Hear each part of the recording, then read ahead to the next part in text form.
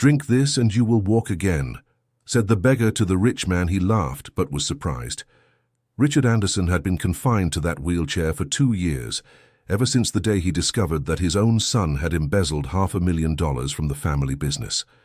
The doctors assured him there was nothing wrong with his legs, but they simply no longer responded to his commands. It was on a grey April morning, while having coffee in the garden of his mansion in Beverly Hills, that he saw a man approaching the gate. The man wore shabby clothes, had a poorly kept greying beard, and held a bottle with a strange blue liquid in his hands. "Mr. Richard," shouted the man from the other side of the golden bars, "I have something that can make you walk again." Richard almost spat out his coffee. The audacity of that beggar was impressive. How did he know his name, and how did he have the courage to show up there with such an absurd promise? "Go away before I call security," replied Richard, pretending to turn the chair to go back into the house. "My name is Michael Johnson. You fired me 10 years ago from the metalworking plant. Since then, I've studied medicinal plants in the countryside of Vermont," said the man, raising the bottle. "This will cure what's really keeping your legs paralyzed." Richard stopped the chair halfway. Michael Johnson. The name echoed in his mind like a ghost from the past. He vaguely remembered an employee with that name, but there had been so many he had fired over the years. "You're crazy if you think I'm going to drink anything from a—" Richard hesitated, looking more closely at the man's face. There was something familiar there, something that stirred his conscience. "You really don't recognize me, do you?" Michael smiled sadly. "I worked 15 years at your company. I was the night shift supervisor. I had 3 small children when you fired me without just cause." The memory came like a punch to the stomach. Richard remembered now. Michael was one of the most competent supervisors he had ever had, but he fired him in a moment of anger because the man had questioned one of his decisions in front of other employees. It was pure wounded pride. "That doesn't give you the right to show up here with this." Richard pointed to the bottle, trying to maintain his composure. "Do you want to know what's in this bottle?" Michael shook the flask, making the blue liquid shimmer in the sunlight. "It contains the only thing that can cure the paralysis of your heart." The word struck Richard like an arrow. He felt something strange in his legs, a sensation he hadn't experienced in months, a barely perceptible tingling. From the second-floor window, Barbara Anderson watched the scene with a heavy heart. She recognized Michael immediately. For years she had secretly sent money to his family, trying to ease the guilt she carried for what her husband had done. "Dad, what does this man want?" The voice of Stephen Anderson cut through the air like a blade. Richard's son appeared on the balcony, wearing an expensive suit and with a face twisted in irritation. Richard looked at his son and felt the same tightness in his chest that he had felt since the day of the discovery. Stephen was 35 years old, had a business degree from the best universities, and had betrayed the family's trust in the lowest way possible. "It's none of your business," Richard replied dryly. "Of course it's my business. You're on our property talking to a... Stephen gestured toward Michael as if he were something repugnant. "To a man," Michael completed calmly. "A man your father knows very well." Stephen quickly descended the stairs and approached the gate. His eyes narrowed when he saw the bottle in Michael's hands. "Listen here, whatever your name is. My father is not going to drink anything you brought. Now get out of here before I call security. Your father is an adult and can decide for himself." Michael kept his voice calm but firm. "Unless you're afraid of what might happen if he gets better. Dear listener, if you're enjoying the story, please take a moment to like and especially subscribe to the channel. It really helps us who are just starting out. Now continuing." Michael's comment left a heavy silence in the air. Stephen turned pale, but Richard noticed something in his son's eyes he had never seen before. It was fear, genuine fear. "What are you talking about?" asked Richard, looking alternately at Michael and Stephen. "I'm talking about second chances, Mr. Richard. For all of us." Michael moved closer to the gate. "But it only works if the person truly wants to change." Barbara came down the stairs and joined the group. At 62, she maintained the natural elegance that had won Richard over decades ago, but her eyes carried the weight of many secrets. "Michael," she said softly, How are you? How are your children? The question took everyone by surprise. Richard looked at his wife with curiosity, while Stephen seemed confused. "You know me?" asked Michael, though there was a glimmer of recognition in his eyes. "Yes, I do." Barbara approached the gate, ignoring her husband's questioning look. "And I know you're a good man." Richard felt another tingling in his legs, this time stronger. There was something happening there that he didn't fully understand, but his body was reacting in a way it hadn't for 2 years. "Barbara, what are you talking about?" asked Richard, trying to maintain control of the situation. "We're talking about justice, Richard," she replied, looking directly into her husband's eyes. "About doing what's right." Michael gave a sad smile and shook his head. "Don't worry, Miss Willow. I didn't come here to demand anything. I came here to offer help." He raised the bottle again. "This recipe was made by Miss Willow, a healer from Woodstock. She taught me that sometimes the body stops working when the soul is hurt." "That's ridiculous," Stephen interrupted. "Dad, you're not really considering drinking this magic potion, are you?" Richard looked at his son, and for the first time in 2 years, felt something beyond pain and disappointment. He felt curiosity. Why was Stephen so desperate to keep him away from Michael? "Open the gate," Richard said suddenly. "What?" Stephen turned to his father, incredulous. "You heard me. Open the gate. I want to talk to this man properly." "Richard, are you sure?" asked Barbara, though there was something in her voice that sounded more like hope than concern. "I am—" Richard looked at Michael. "Come, let's talk." Stephen was about to protest again when Richard cut him off with a look he hadn't seen in years. It was the look of the ruthless businessman who built an empire from scratch, not the broken man he had become after the betrayal. Michael entered the garden walking slowly, as if stepping on sacred ground. He had spent so many nights dreaming of returning to that place, but not to beg or seek revenge. He had returned to offer something Richard needed more than money, the chance to forgive himself. "Sit," said Richard, pointing to a garden chair next to the table where he had been having coffee. Michael sat down, carefully placing the bottle on the table. The sunlight made the blue liquid shine like a jewel. "So tell me, Michael Johnson." Richard pronounced the name slowly, as if unearthing old memories. "What exactly do you want from me?" "I want to give you the same thing Miss Willow gave me when I arrived in Woodstock." Michael looked directly into Richard's eyes. "A second chance." "Second chance?" Richard laughed bitterly. "You were fired 10 years ago. If you wanted a second chance, you should have come back sooner." "I'm not talking about a job, Mr. Richard." Michael shook his head. "I'm talking about peace." The words fell like stones in the silence of the garden. Barbara approached and sat in another chair, while Stephen remained standing, clearly uncomfortable. "Peace," repeated Richard, as if the word was strange in his mouth. "And what do you know about my peace?" "I know you haven't slept well for 2 years," said Michael calmly. "I know that legs stop working when we carry too much weight in our hearts. And I know that you're suffering just as much as I did when I lost my job." Richard felt a chill. How did that man know about his sleepless nights? How did he know about the weight he carried in his chest every day? "You know nothing about me," murmured Richard, but his voice lacked conviction.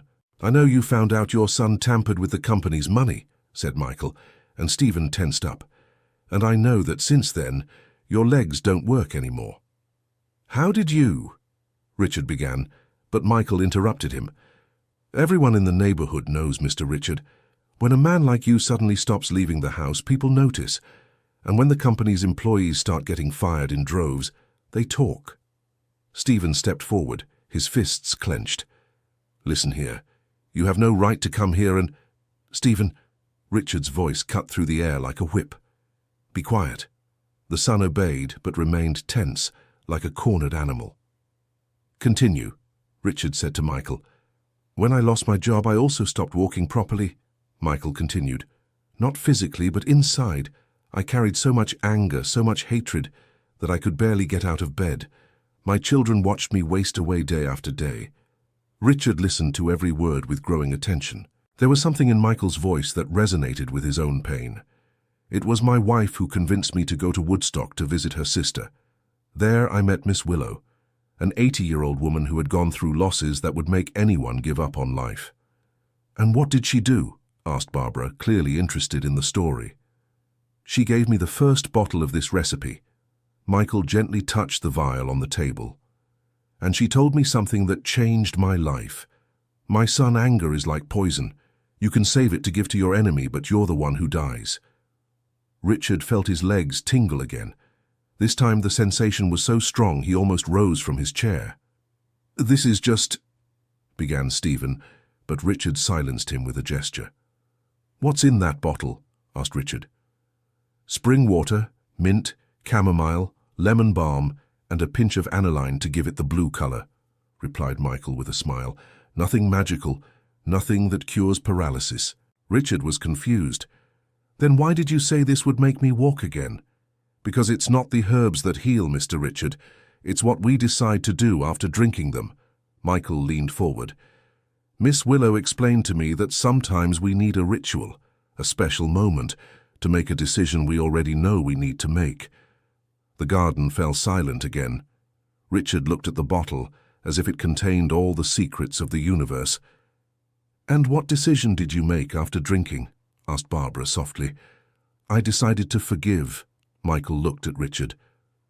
"To forgive your husband for firing me, to forgive myself for holding on to so much hatred, and to decide that I would use everything I learned about medicinal plants to help other people."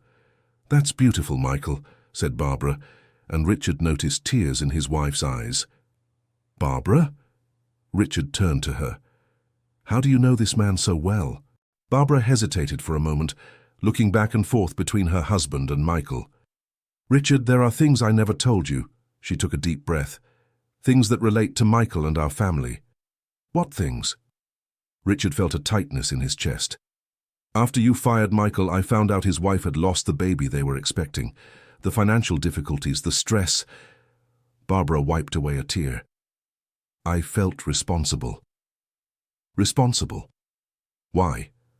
Richard didn't understand. "Because I knew you fired Michael just out of pride. I was present at that meeting. I saw he was right, but you couldn't admit it." Barbara looked at her husband with a mixture of love and sadness. "So I started sending money to his family every month for 10 years. Richard was shocked. 10 years. His wife had kept this secret for 10 years. You what?" Richard could barely form the words. "She helped me when I needed it most," said Michael softly. "The money Mrs. Barbara sent allowed me to pay for my children's education. It allowed me to dedicate myself to learning about plants without worrying about supporting my family." Richard looked at Michael, then at Barbara, trying to process all that information. "But why did you never tell me?" asked Richard. "Because you were too hurt, Richard," replied Barbara. "First with the company, then with Stephen. I didn't want to add more weight to your shoulders." "More weight?" Richard laughed bitterly. "Barbara, you did the right thing. I was the one who did wrong." Stephen, who had remained silent during the entire conversation, suddenly exploded. "This is ridiculous. Father, you can't believe this whole story. It's obvious they planned this together." He pointed accusingly at Michael and Barbara. "They want to manipulate you." Richard looked at his son with an expression Stephen had never seen before. It wasn't anger. It was deep disappointment mixed with something that seemed like pity. "Stephen," said Richard slowly, "why are you so desperate to keep me away from Michael?" "I'm not desperate. I'm trying to protect you from these opportunists." "Opportunists?" Richard turned completely to face his son. "Son, this man came here offering me help. You, on the other hand, embezzled $500,000 from the family company." Stephen turned red. "Father, I already explained to you. I had debts. "You had debts for what, Stephen?" Richard asked. And there was something different in his voice, a firmness he hadn't shown in 2 years. I, Stephen stammered. "Tell him, son," said a new voice. Everyone turned to see a woman of about 40 approaching. It was Jennifer Anderson, Richard's daughter, who lived in New York and rarely visited the family. "Jennifer?" Richard was surprised. "What are you doing here?" "Barbara called me yesterday telling me about Michael's visit. Jennifer kissed her father's cheek and greeted Michael with a respectful nod. "I thought it was time you two talked." "Talked about what?" asked Richard. Jennifer looked at Stephen, who was pale as a ghost. "About the real reason Stephen embezzled money from the company. Dear listener, if you're enjoying the story, please like and especially subscribe to the channel. It really helps us who are just starting out. Now continuing." The garden became tense like a rope about to snap. Richard looked from Jennifer to Stephen, trying to understand what was happening. "Jennifer, what are you talking about?" asked Richard. "Father, Stephen didn't embezzle the money to pay gambling or drug debts, as everyone thought." Jennifer approached and held her father's hand. "He embezzled it to save someone's life." "Save a life?" Richard looked at Stephen, who now had tears in his eyes. "Whose?" "His daughter's," said Jennifer softly. Richard felt as if he'd been punched in the stomach. "Daughter? What daughter? Stephen doesn't have children." "Yes, he does, Dad." Jennifer looked at her brother with compassion. "A 7-year-old daughter who needs special treatment that costs a fortune." Richard turned to Stephen, who was now crying openly. "Stephen? Is this true?" "Dad, I wanted to tell you, but—" Stephen could barely speak between sobs. "But what? Why did you hide that you have a daughter?" Because her mother—" Stephen took a deep breath, trying to control himself. "Dad, my daughter's mother is Rachel." Richard went blank for a moment, until the memory came like an avalanche. "Rachel? The cleaning lady who worked at the company?" "Former cleaning lady," said Stephen bitterly. "You fired her when you found out we were together." Richard vaguely remembered. He had fired a cleaning lady some years ago because of an inappropriate relationship with someone from management. At the time, he hadn't even paid attention to who the employee involved was. "Stephen, you never told me that." "How could I tell you, Dad?" Stephen exploded. "You made it very clear how you felt about relationships between employees of different levels. You fired Rachel the same week you found out about us." Richard felt as if he were seeing his life through a different lens. How many decisions had he made based on pride and prejudice? "And the child?" asked Richard in a weak voice. "Emily was born 2 years later," said Jennifer. "And 3 years ago they discovered she has a rare neurological condition. The treatment costs almost $20,000 per month." Richard did the math quickly. 3 years of treatment, $500,000. Exactly the amount Stephen had embezzled. "Why didn't you ask me for help?" asked Richard, and there was genuine pain in his voice. "Because I knew you wouldn't approve." Stephen wiped his eyes. "You always made it clear that I should marry someone suitable, someone from our social class." "Stephen," Richard tried to process everything he was hearing. "Dad, Stephen has been taking Emily to treatment in New York for 3 years, said Jennifer. "Every week he drives 5 hours each way just to be with her. Rachel didn't know where the money was coming from. She thought her health insurance covered everything." Richard looked at Michael, who had remained in respectful silence throughout the revelation.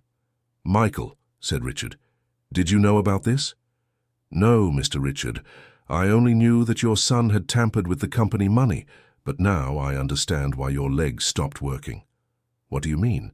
"You punished your son for the same kind of thing you yourself did to me," Michael spoke gently. "You feel guilty because you recognize your own behavior in him." Richard felt his legs tingling so intensely that he had to hold onto the chair. I don't—" He couldn't form the words. "Dad," said Stephen, approaching the chair, "I'm sorry. I know I broke your trust, but I didn't know what else to do. Emily was getting worse and I—" "Shut up," Richard said suddenly. Stephen recoiled, hurt. "Dad, shut up and help me up." Richard extended his hand to his son. Stephen hesitated for a moment, then took his father's hand. Richard made an effort, and to everyone's astonishment, managed to rise from the chair. His legs trembled, but they supported him. "My God," whispered Barbara. Richard stood for a few seconds, looking directly into his son's eyes before sitting back down. But now there was something different in his gaze. "Stephen," said Richard, "you're going to take me to meet my granddaughter." "Dad?" Stephen couldn't believe what he was hearing. "You heard me. And then we're going to talk to Rachel about marriage." "Marriage?" Stephen stood gaping. "Do you love this woman?" asked Richard directly. "I do," replied Stephen without hesitation. And does she love you? I do, said Stephen again. Then it's settled. Richard turned to Michael. And you, Michael Johnson, will come back to work at my company. Michael shook his head. Thank you, Mr. Richard, but I already have a job. I take care of elderly people at a nursing home in Woodstock. Then we'll open a nursing home here, said Richard, as if deciding what to have for lunch. One that combines traditional medical treatment with natural medicine. You would be the coordinator. Richard, said Barbara softly. Are you sure about all this?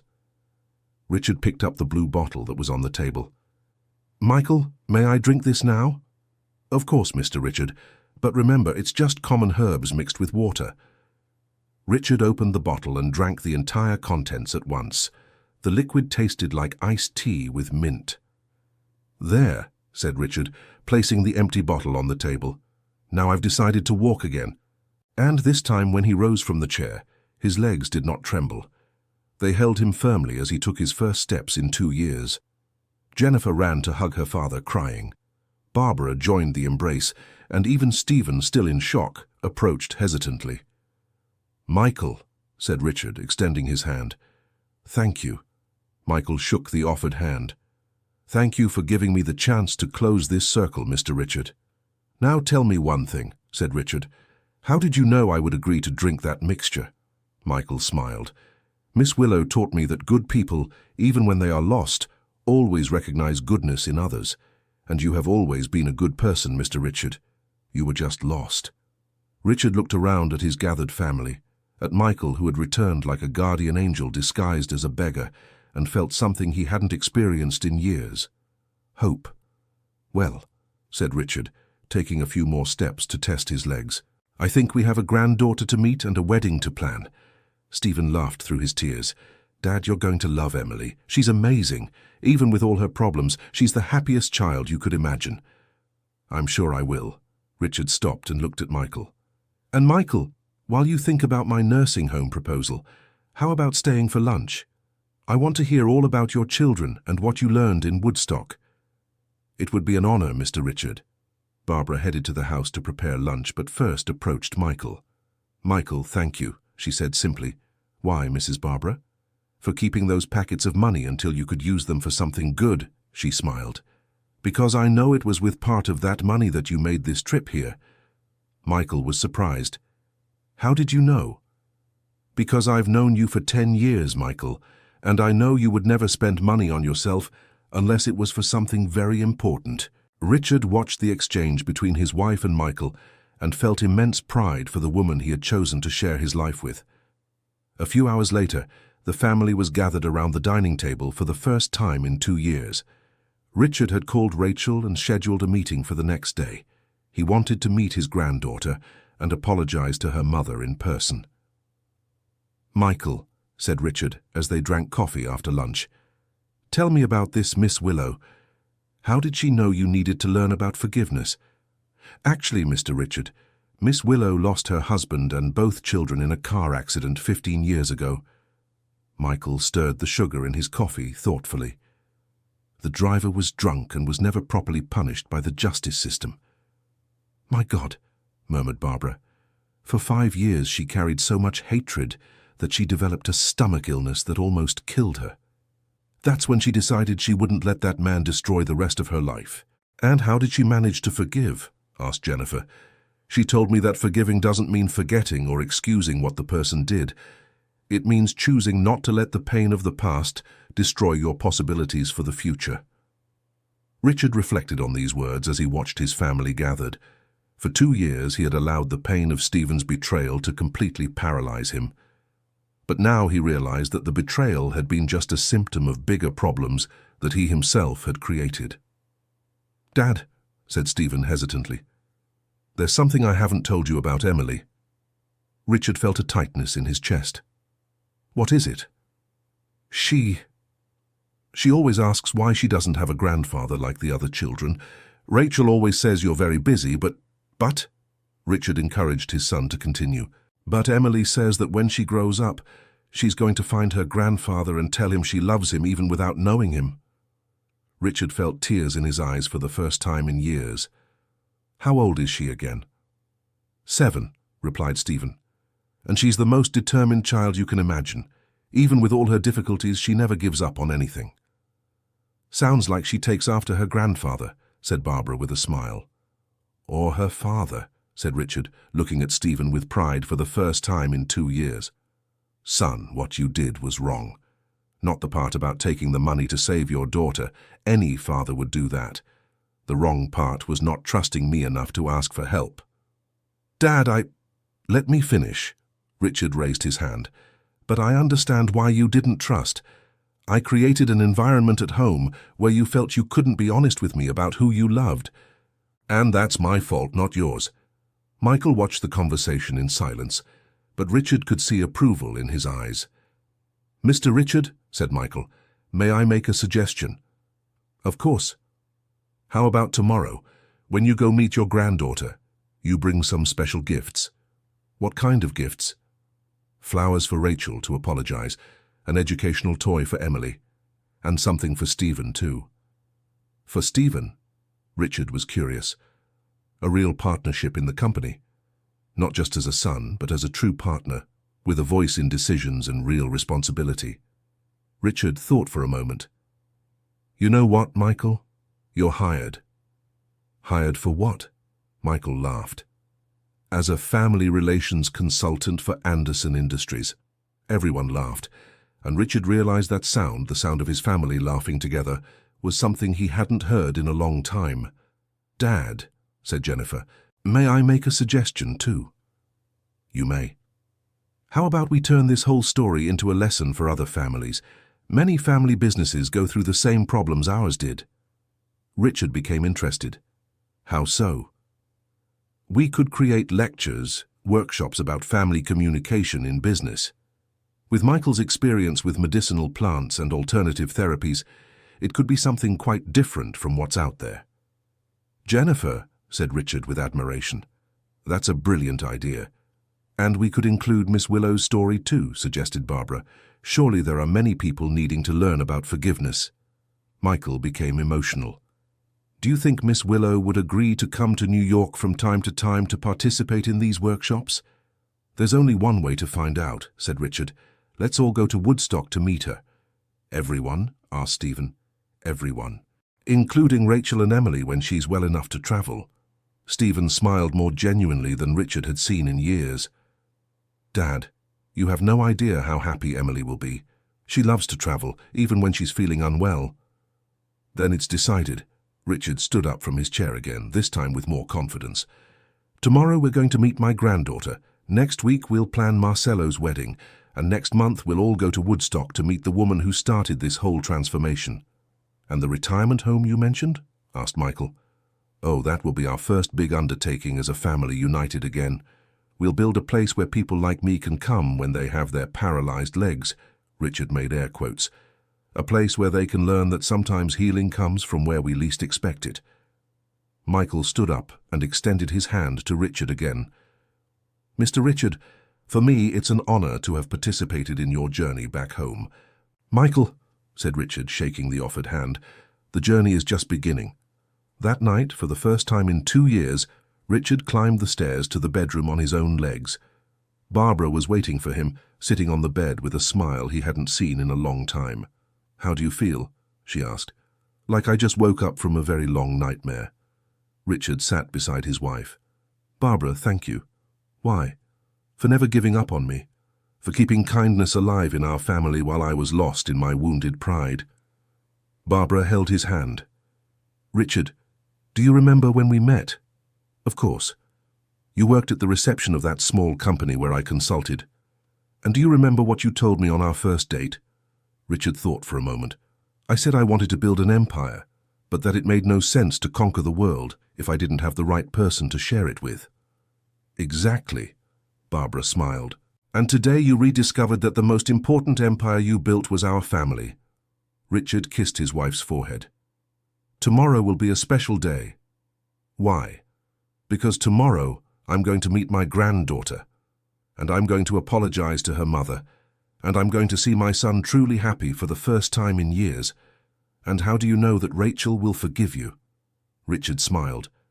Because if she chose to stay with our son all these years, even knowing his family didn't approve, then she has a heart big enough to understand that sometimes people make wrong choices out of fear. The next morning, Richard woke up and before even opening his eyes completely, moved his toes. They responded normally. He flexed his knees, everything working perfectly. He got out of bed and walked to the window. In the garden, he could see Michael talking with the gardener, probably sharing knowledge about medicinal plants. There was something deeply symbolic about that. Michael had returned not as an employee but as a partner, not as someone seeking revenge but as someone offering healing. "Good morning," said Barbara, approaching from behind and hugging her husband.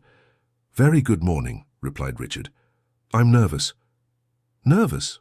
Why?" "Because in a few hours I'm going to meet a 7-year-old child who spent her whole life wondering why her grandfather didn't want to meet her."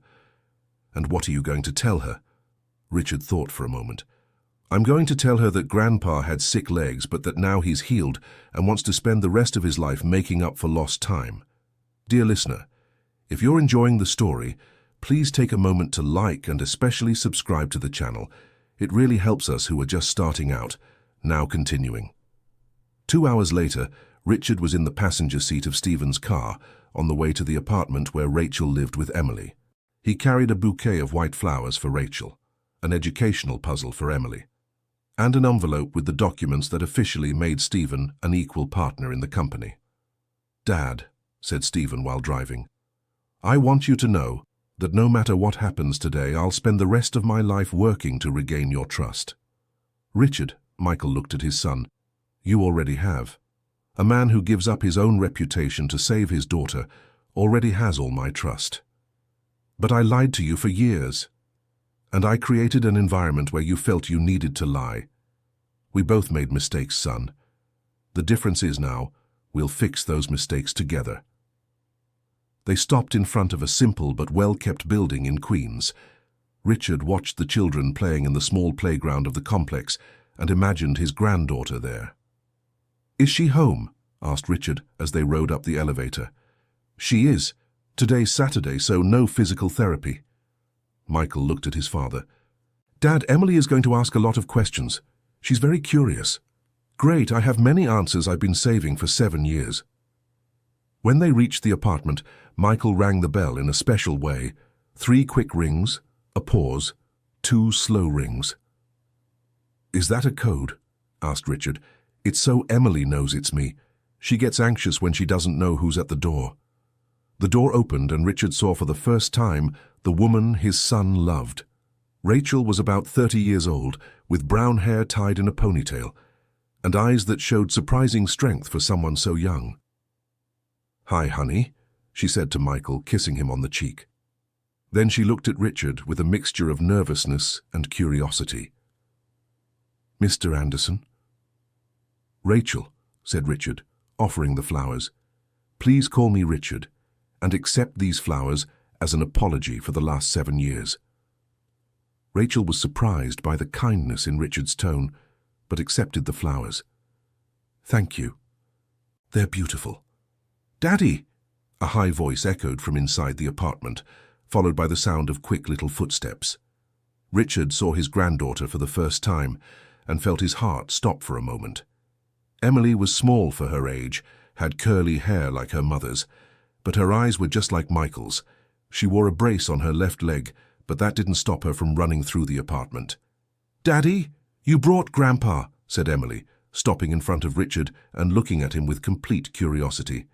"Yes, I did, Princess," said Michael, bending down to his daughter's level. "This is your grandfather, Richard." Emily extended her little hand. "Hi, Grandpa. I'm Emily. Why did you take so long to meet me?" Richard bent down too and shook his granddaughter's small hand. It was a direct question, the kind only a child can ask. "Because Grandpa had sick legs, Emily, but now I'm better and I came to meet you." "That's good," said Emily with a radiant smile. "Do you want to see my drawings? I draw you sometimes, even without knowing what you look like." Richard was moved. "You draw Grandpa?" "I do. Do you want to see?" Emily ran to her room and returned with a folder full of drawings. Richard sat on the sofa, and she settled beside him, showing each drawing. "This is you and me playing at the park," explained Emily, showing a drawing of two stick figures near colourful playground equipment. "This is you teaching me to drive when I grow up. And this is you, me, Daddy and Mommy on a trip." Each drawing was like a stab to Richard's heart.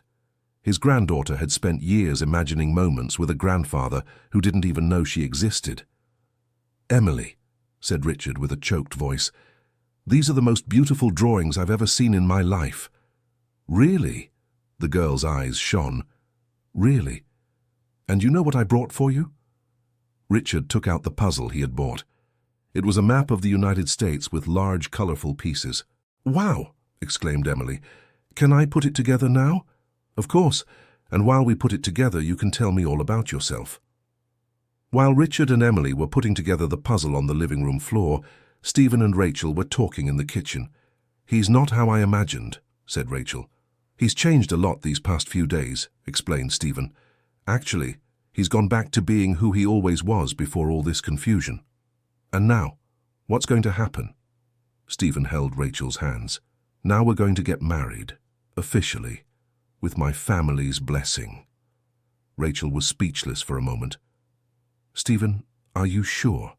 I don't want you to feel pressured just because your father found out about Emily." "Rachel, I've wanted to marry you for 7 years. The only thing that's changed is that I no longer have to choose between you and my family." From the living room, they heard Richard asking, "Emily, would you like to meet your other grandparents too?" "I have other grandparents?" the girl asked excitedly. "Yes, you do. Your grandmother Barbara is at home dying to meet you, and there's also a very special Uncle Michael." "Uncle Michael? Who is he?" "He's a man who teaches about plants that are good for your health, and he helped me heal my leg so I could come meet you." Emily stopped putting the puzzle together and looked seriously at Richard. "Grandpa, were you really sick, or did you just not want to meet me?" The question caught Richard off guard. Children have a way of getting straight to the point that disarms any adult. "Emily," said Richard, looking directly into his granddaughter's eyes, "Grandpa had a sick heart because he fought with your daddy, and when our heart gets too sad, sometimes our body stops working right." "Like me?" asked Emily. "I also have a body that doesn't work right sometimes." Richard felt a lump in his throat. "Yes, like you. But do you know what the difference is?" "What?" "You never let that stop you from being happy. Grandpa did, but now I've learned from you to be strong." Emily smiled and hugged Richard. "I love you, Grandpa. I love you too, my princess, more than you can imagine." Stephen and Rachel returned to the living room and found Richard and Emily finishing the puzzle, talking excitedly about the different states of Brazil. "Dad," said Stephen, "can I talk to you for a moment?" Richard stood up, and they moved away to the apartment terrace. "What is it, son?" "Dad, I want to ask you for something." "Go ahead." "Do you really want me to be your partner in the company?" "I do. Why?" "Because I have some expansion ideas I'd like to discuss with you." "Ideas that involve social responsibility?" Richard became interested. "What kind of ideas?" "Scholarship programs for employees' children, health insurance that covers special treatments like Emily's, partnerships with rehabilitation centers." Richard smiled. "Stephen, you know all this will reduce our profits in the short term, right?" "I know, but it will increase our reputation and employee loyalty in the long term." "Then you're thinking like a true businessman." Richard patted his son on the shoulder. "I want to hear all your ideas on Monday." "Really?" "Really. And I want you to present these ideas to the board, as a partner of the company." Stephen hugged his father for the first time in 2 years. "Thank you, Dad, for everything. Thank you, son, for giving me the most amazing granddaughter in the world, and for showing me that love sometimes requires sacrifices that aren't easy to understand." They returned to the living room where Rachel was helping Emily put away the toys. "Rachel," said Richard, "can I talk to you too?" Rachel hesitated but agreed. They sat on the sofa while Stephen played with Emily. "Rachel, I owe you a very big apology." "Mr. Richard." "Richard," he gently corrected. "Rachel, when I fired you 7 years ago, it was out of prejudice. pure and simple. "I thought I knew what was best for my son without even knowing you." "Sir, Richard was protecting his family, I understand." "No, you don't understand." Richard shook his head. "I wasn't protecting anything. I was showing the worst kind of arrogance, and because of that, I lost 7 years of my granddaughter's life." Rachel stayed silent, processing Richard's words. "Richard, I won't lie. It was very hard, especially when Emily started asking about her father's family." "And what would you say?" "I said that you lived very far away, and that one day when she was older, she could meet you." Richard was moved. "You never spoke badly of us to her?" "Never, because I knew that one day you could be part of her life, and I didn't want her to have bad feelings toward her grandparents." "Rachel," said Richard, "you are an extraordinary woman. My son was very lucky to find you." "Thank you," said Rachel, and Richard could see tears in her eyes. "And now about the marriage." "Marriage?" Rachel looked at Stephen, who smiled. "Rachel Wilson," said Stephen, approaching and kneeling in front of her. "Will you marry me? Officially, with a church, a party, and the whole family present?" "Stephen, Rachel was crying now. "Mummy, say yes," shouted Emily, clapping. "I want to be the flower girl." "And I want to be the one who walks the bride down the aisle," said Richard, "if you allow me that honor." Rachel looked at Richard, then at Stephen, then at her daughter. "Yes," she said finally. "Yes, I want to marry you." The small living room exploded in celebration. Emily jumped on the couch, Stephen hugged Rachel, and Richard felt a happiness he hadn't experienced in years. "Grandpa," shouted Emily, "are you coming to my wedding?" "Your wedding?" Richard laughed. "Yeah, when I grow up, I'm going to marry Jacob from school. Are you coming?" "Princess, God willing, I'll be there to walk you down the aisle to Jacob." "Great, and will you dance with me?" "I'll dance with you until your legs hurt." "My legs already hurt," said Emily naturally. "But that doesn't stop me from dancing." Richard looked at that 7-year-old child who faced her limitations with a courage he had lost for 2 whole years. "Emily," said Richard, "do you want to meet your grandmother Barbara today?" "Yes, is she nice?" "She's the nicest grandma in the world, and she's at home making cookies waiting for you to arrive." "Cookies?" Emily's eyes sparkled. "What kind of cookies?" "Chocolate cookies, vanilla, coconut, all the kinds you like." "I love cookies." "Mommy, can we go?" Rachel looked at Stephen, who nodded encouragingly. "Of course, my love, let's go meet your grandmother." An hour later, the car stopped in front of the Anderson mansion. Emily looked out the window with wide eyes. "Grandpa, do you live in a castle?" "It's not a castle, Princess, it's just a big house." "A really big house," said Emily, impressed. Barbara was waiting for them at the door, and Richard could see she had dressed up especially to meet her granddaughter. When Emily got out of the car, Barbara couldn't hold back her tears. "Hello, my princess," said Barbara, bending down to the girl's level. "Hi, Grandma. Grandpa said you made cookies." Barbara laughed through her tears. "Yes, I did. All kinds. Do you want to try some?" "Yes, but first I want to give you a hug." Emily hugged Barbara with all her might, and Richard saw his wife close her eyes and savor that moment she had imagined for years. "Rachel," said Barbara, standing up and extending her hand. "It's a pleasure to finally meet you." "The pleasure is mine, Mrs. Barbara," replied Rachel, shaking the offered hand. "Please call me Barbara. We're family now." Michael appeared in the garden, carrying a small plant seedling in a pot. "Michael," Richard called, "come meet my granddaughter." Michael approached with a gentle smile. "Hello, Emily. I'm Michael, your grandfather's friend." "Hi, Uncle Michael," said Emily cheerfully. "Grandpa said you teach about plants." "I certainly do, and I brought a special little plant for you." "For me?" Emily was delighted. "It's a little mint plant. If you take good care of it, it will grow, and you can use the little leaves to make tea." "How cool! Mommy, can I keep the little plant?" "Of course, my love," said Rachel. "And will Uncle Michael teach me how to take care of it?" "I certainly will," said Michael. "And when it grows really big, we'll make a special tea and invite the whole family." "Like the tea that healed Grandpa's legs?" Michael looked at Richard with a smile. Exactly like that one, Princess. They entered the house, and Emily was amazed by everything.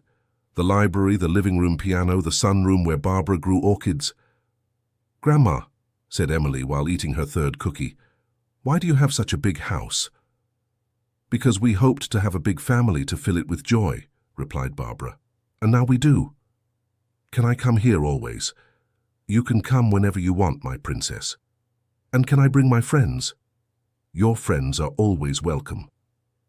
Emily jumped from the chair and ran to hug Barbara again. "I love you, Grandma." "I love you too, my beautiful granddaughter."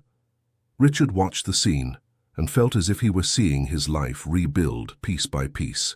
Every hug from his granddaughter, every smile from his wife, every gesture of gratitude from his son, all contributed to healing wounds he had carried for so long. "Richard," said Michael, approaching, "may I make a suggestion?"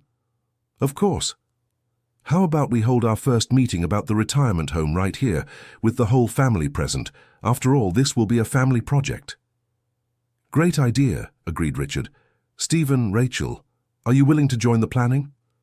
"Of course, Dad," said Stephen. "Actually, I have some ideas about how to integrate this with the company's social programs." "And I," said Rachel timidly, "worked at a rehabilitation clinic before joining your company. Maybe I can help with the caregiving part." Richard smiled. "Looks like we're forming quite a team." "Grandpa," said Emily, approaching with her little mouth dirty with chocolate, "can I help too?" "How can you help, Princess?" "I know what it's like not to be able to walk properly. I can talk to people and tell them that you can still be happy anyway." Richard bent down and hugged his granddaughter, feeling deep emotion. "Emily, do you know you're very special?" "Everyone is special, Grandpa. Mommy taught me that." Richard looked at Rachel with renewed admiration. That woman had raised an extraordinary child, even while facing all the difficulties alone. "Rachel," said Richard, "I'd like to make a proposal to you." "What proposal?" "I want you to coordinate the psychological care program at our retirement home, with a coordinator's salary and all the company benefits."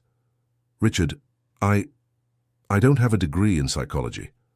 But you have something much more valuable. Real experience caring for someone with special needs.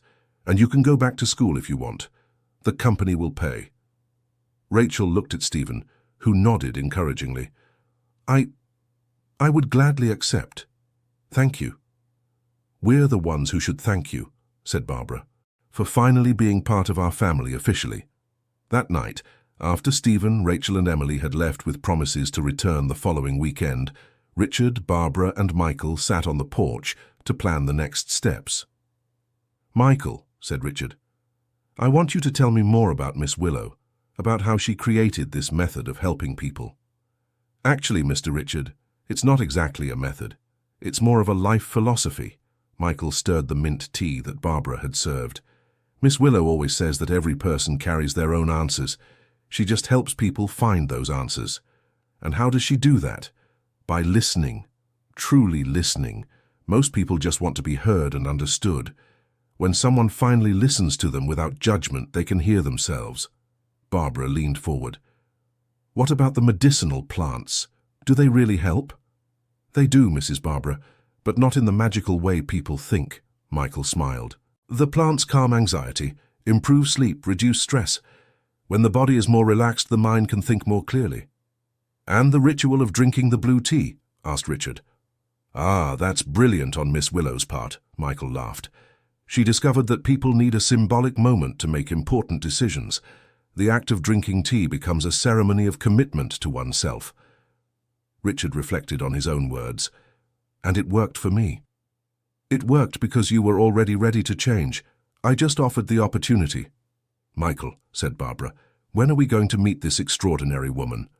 "How about next week? I can call her tomorrow and see if she can receive us." "All of us?" asked Richard. "Everyone, including Emily, if she can travel." "She'll love that," said Richard. "She loves adventures."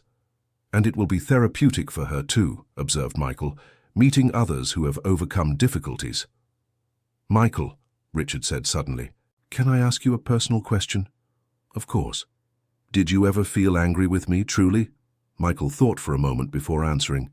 "I did, yes, for a long time." he was honest, especially when my wife lost the baby and I knew part of the stress was because of the financial situation. Richard felt a pang of guilt. And how did you manage to overcome that anger? By understanding that it was hurting me more than it was hurting you. Michael looked directly at Richard. And understanding that you are human too. Humans make mistakes. But some mistakes have irreversible consequences. They do, but they can also be the beginning of better things, if we know what to do with them. Barbara held Richard's hand. Richard, you saved dozens of jobs by expanding the company after you fired Michael. You didn't do it on purpose, but it was a good consequence of a bad situation. And now, said Michael, you're going to help hundreds of people with the retirement home. Everything is connected. Richard looked at the starry sky and felt a peace he hadn't experienced in years. You know something? He said. I think my paralysis was the best thing that ever happened to me. How so? Asked Barbara, surprised. Because it forced me to stop and look at what really matters. If I had kept walking normally, I might never have met my granddaughter, never made peace with Stephen, never found you again, Michael. You're philosophizing like Miss Willow, laughed Michael. Then I'm in good company, Richard smiled back. They stayed talking late into the night, planning not just the retirement home, but a whole new phase of their lives.